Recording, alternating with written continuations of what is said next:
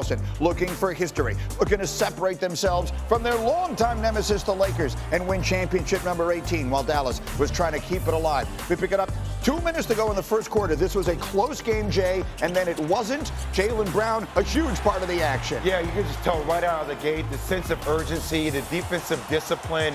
Boston came to play, and they were active. Defense is the key here. All these sequences will show you in the first quarter, Drea, turning defense into points. If I had one frustration with Jaylen Brown, it was that he couldn't slam that ball home, but you can't say anything negative about the Celtics defense. They forced 13 turnovers, scored 17 points off of those turnovers. The 9-0 run to close the first quarter. Now we're in the second, and look at Tatum working hard. You know, you love that he plays inside out. The physicality of Jayson Tatum, defensively playing the 5 position as well. Just did so many things for the Celtics last night. Late in the half, I want you to see both ends of this play. First off, it's going to be Jaylen Brown with the bucket. But Windman, look what happens to Derek White. Oh my God, his face was an absolute mess after the game last night. He's going to need hours of dental surgery, but he did not care. He's going to postpone that. I have a feeling for he'll be able to afford it.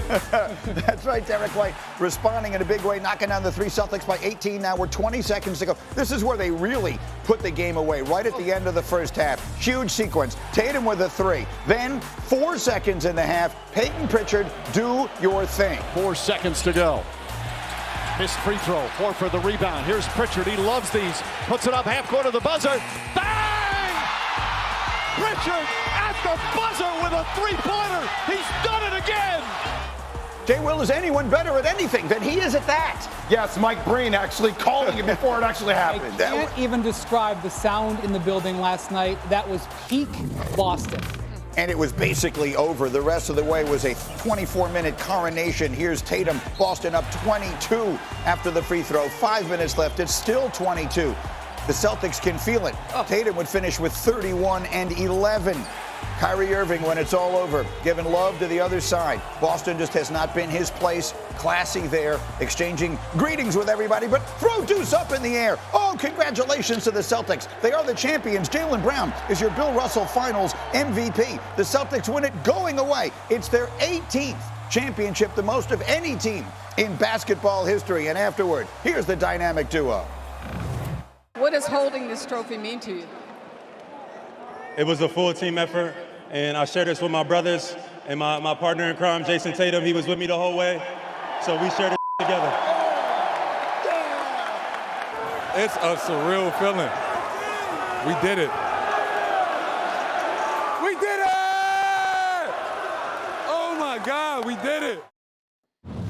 And that emotion is just extraordinary to see, genuinely extraordinary. And a lot of people will compare the "we did it" to the "anything is possible." And obviously it harkens back to that. But just to see it, all of that celebration, all of that emotion, all of that relief, all of those years, all of those struggles, that moment, that scream from Jayson Tatum right there really summed it up better than I think anything we say possibly could. Yeah, my emotions, first off, were extremely happy for Jayson Tatum and Jaylen Brown.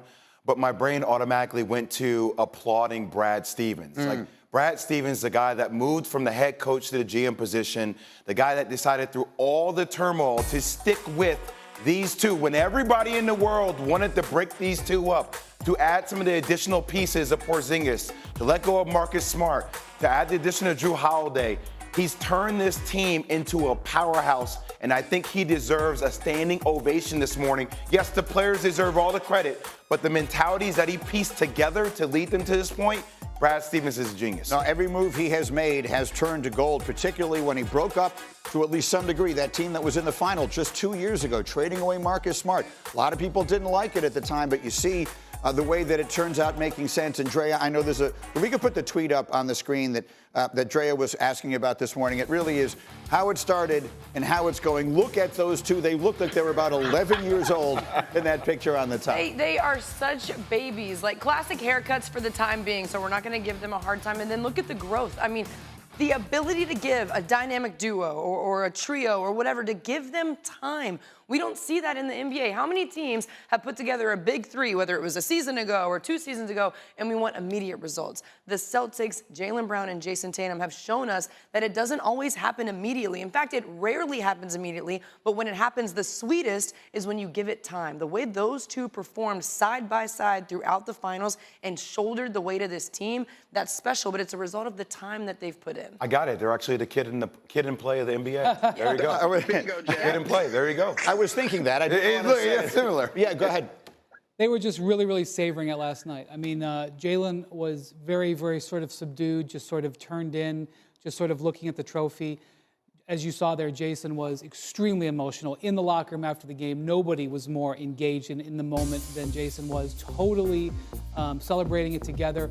Going down the line, satisfaction for Kristaps Porzingis, who has had some disappointments in his career, played through an injury last night that he said he will now need surgery on that ankle. Derek White, with a face full of blood, his teeth are all jagged all over the place. He filled every single role for this team. Drew Holiday absolutely can't believe how this has fallen in his lap. He was stunned. He thought he was going to spend the rest of his career in Milwaukee. His life was turned upside down. He couldn't believe his good fortune to be able to contribute to that team. And I will say this, Marcus Smart's name was ringing in all their ears. The players were actively bringing it up.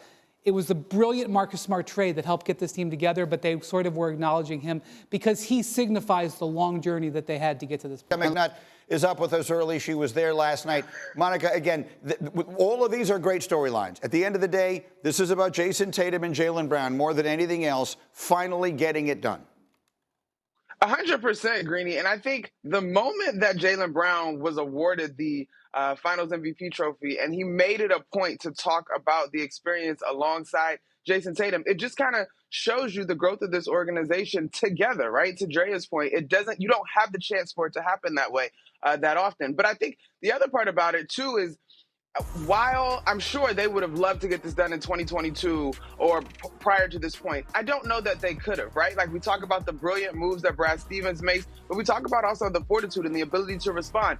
Going into yesterday's game, and Wendy and I were both a part of this conversation on Hoop Streams, there was still this question about what would Jayson Tatum do, right? And I think through the first half in particular, he was a terrific facilitator. His team shot 9 of 11 off of his passes and 82%. He didn't need to score the basketball. And then, of course, in the fourth, the floodgates open up. But I think the understanding and the self-assuredness that you see both of these guys now demonstrating, it just trickles down the entire roster. Look, they were the best team in the NBA. From the moment the ball was tipped off in whatever day in October it was that we started this season, they played 101 games this year. They won 80 of them. They finished 80-21.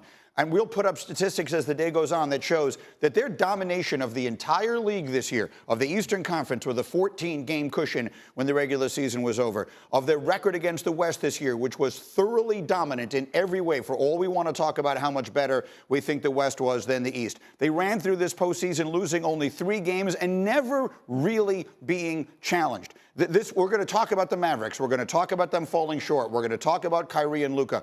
But the first thing to say about them is they ran into a better team. The Celtics were the best team in the NBA. And I've been in that arena so many times for losses there. I was there in 2018 when they lost to the Cavs in Game 7 with really a subpar LeBron team.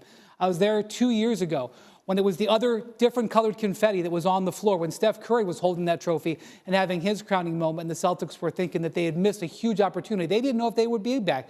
Last year, totally missed a chance to get back to the finals, losing Game 7 on their home court to Miami. These are the pieces that were around them when they came together for this year to say that this is when they can finally overcome it. And so when they were standing there together celebrating now with the white and green confetti coming down this time, finally celebrating a great end to the season on their court, all of those losses, all of those failures contributed to that. And even though Jayson and Jaylen are still young, they are very, very battle-hardened, and that enabled this to be so much sweeter for them and to be really great for the whole organization. Let me very quickly show you just how much that's true. Cindy, can we put up full screen number 4 for this morning? Because the combination of Tatum and Brown now get off of a list that no one wants to be on, and that is duos to play the most playoff games together without winning a championship. They had played 107 playoff games together before winning their championship last night. That was the most games that any combination of two players had ever played together in the playoffs before finally winning a championship. That's how long this road has been. They've been battle tested, and they actually answered the bell at the end of the day, right? And I guarantee you, knowing personality traits in that locker room this morning when those guys wake up, there will be a significant part of them with Derek White and Drew Holiday and Jayson Tatum and Al Horford that they will enjoy the next couple of days. They want to win more. This is the beginning. They understand that. And I think watching the maturity level, watching Jaylen Brown come into his own in this NBA playoff season, watching Jayson Tatum find a way to get over the hump in a Game 5, show you that, oh, I can be the guy too.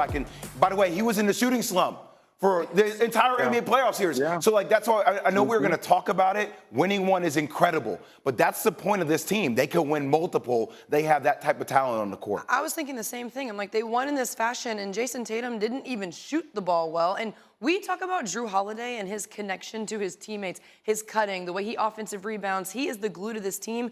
In year one, his connection to everyone out there is only going to continue to grow as he spends more time with this team. Like, when you look at this team, you only imagine them getting better as they keep these pieces and gelling even more together. It's really impressive to think about where this team will be. I know we're here in the present moment, but I do see a lot for this team in the future. Monica.